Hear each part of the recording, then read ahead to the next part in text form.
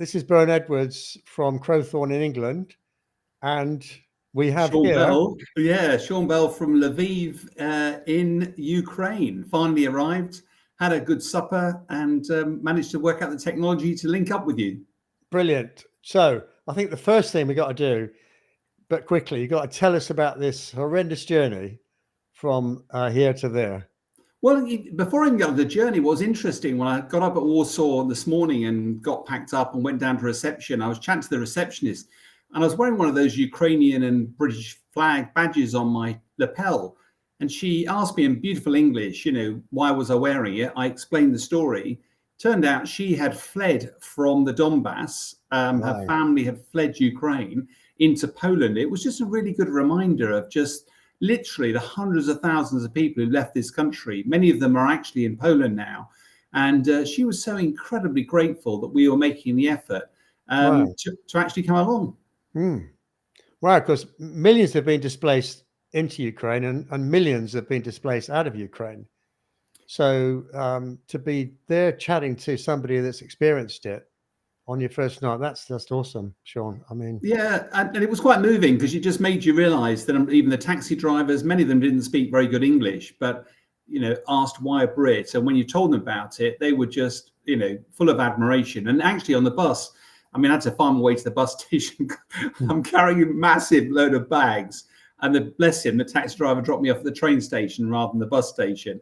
And I had to sort of end up lugging for about half a mile these huge great bags, but got on the bus. Long old trip. Again, somebody else on there asked me about the badge. She was returning to Ukraine to take part in the conference, and again, she's linked up, has made a contribution already to the charity, and was incredibly grateful. About 8 or 9 hours in the bus, it wasn't too painful. About an hour at the border. I think that was quite interesting, only because it was a seminal moment, and you came out the other side, and actually it didn't really feel that different, but it did feel more run down. It did. Everything was just a little bit tattier, a little bit less money spent. But once you got into Lviv itself, that's a beautiful city. It's got lots of old architecture. The place is buzzing. I went down to a bar and grabbed a beer. I'm not really a beer drinker, as you know, but I was persuaded into having a Ukrainian dark beer. My goodness, I've got some extra hairs on my chest now as a result. So who have you been with tonight? Anybody? No, tonight was always about, because I wasn't quite sure when I get in tonight. What I've been on the phone is a whole series of calls setting up tomorrow, where obviously we're into superhumans tomorrow. But also Kyiv. It's really interesting. That agenda's packing full now with all sorts of people to visit. We can talk about that another time. But certainly getting ready for superhumans. And of course, there's a slight complication because I've got to be out of the hotel. I do not want to be lugging those bags around.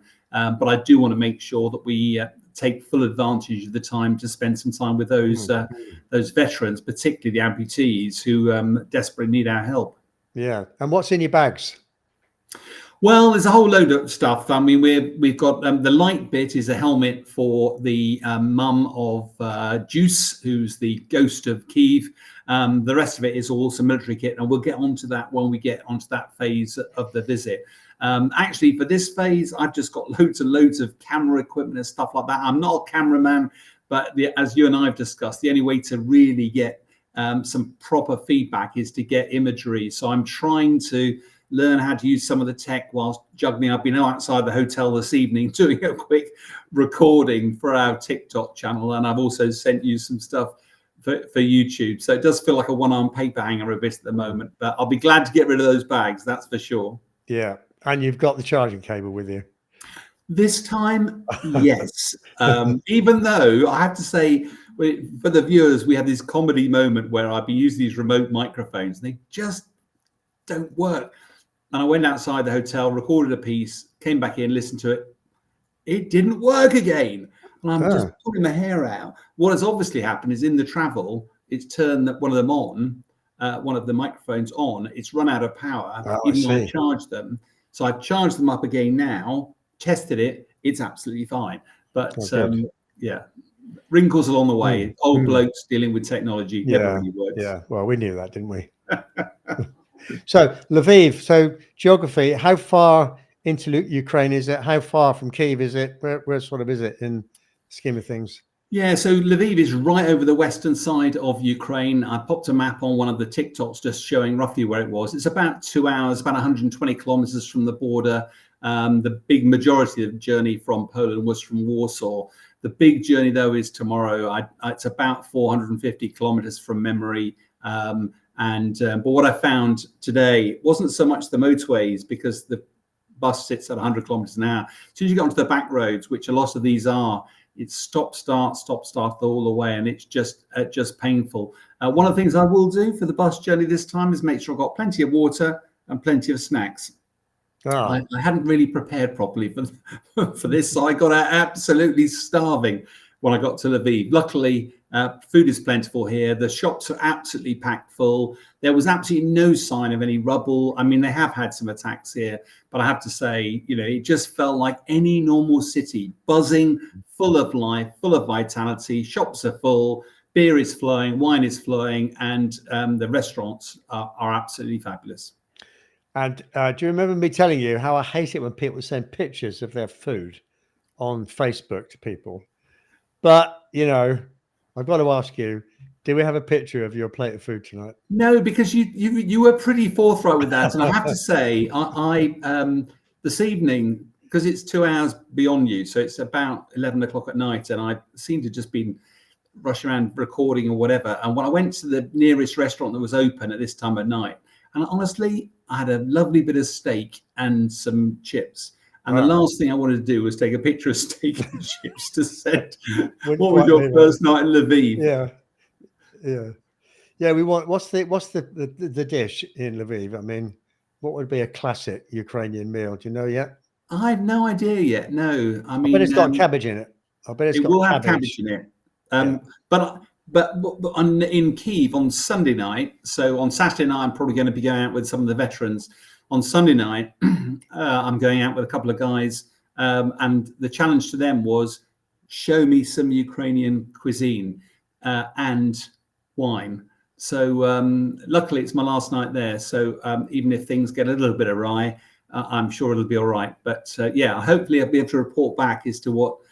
Luckily, I'm not fussy with food. I'm one eldest of 5 kids. If you didn't eat in my family, you didn't get fed. Yeah. So I eat pretty much anything. Well, it's good your mum not there then, because my food diet is just awful, as you know. Yeah. Well, look, I know you're going to tell us all about tomorrow when we do this tomorrow evening, technology permitting. But just give us a quick thumbnail on what tomorrow looks like. Yes, about 10 o'clock in the morning, I'm going in. The main aim really is to see firsthand. I did a lot of time with Help the Heroes, and particularly the sort of the veteran community, because having served, saw firsthand. We reported a lot about the deaths, tragic though they were, but life-changing injuries. People have to live for the rest of their lives with those. And tragically, they need a lot of help, not only with prosthetics, which can often be quite expensive, but also this rehabilitation. And part of what they're trying to do in Ukraine, they've got 100 times more amputees than we ever had in the Afghanistan campaign, and yet they don't have the money to deal with it. So they're heavily reliant on aid. Sir Richard Branson as a patron, Bear Grylls as a patron, but all of this is just trying to provide support. And by going there, getting a better idea of what the need is, we should be able to provide some feedback back. But real thanks to everybody who's donated so far. We're pretty close to our total. If we can just get a final surge, get up to 10,000, which will be 10 Ukrainian servicemen that pay for rehab. I appreciate it's not going to turn the dial in terms of the hundreds of thousands, but for those 10 people we help, it'll make a huge difference. So thank you. Yeah, brilliant. Okay, well, we're going to look forward to tomorrow's update. Sounds like you got a really exciting day. And for everybody here, well done for getting there. It's quite a long journey. Shows a great deal of commitment, Sean. Well, I did wonder. My mother's been bantering me today about, how was I? She was worried. I went, Mum, it's absolutely fine. I think it's one of those things that if we can make a difference to just a few people, then it'll be absolutely invaluable. And I'm making some really good connections out here as well. So if this becomes the first of many, then my goodness, Red Matrix done a fantastic job. Yeah, brilliant. I'm going to let the guys go and shut down. Yeah, I'll be fine, guys. I'm going to shut down myself. So see you later. Okay, Sean. So Hey, what good did night, they say? Ben. Good night from me. And it's good night from Good night him. from him.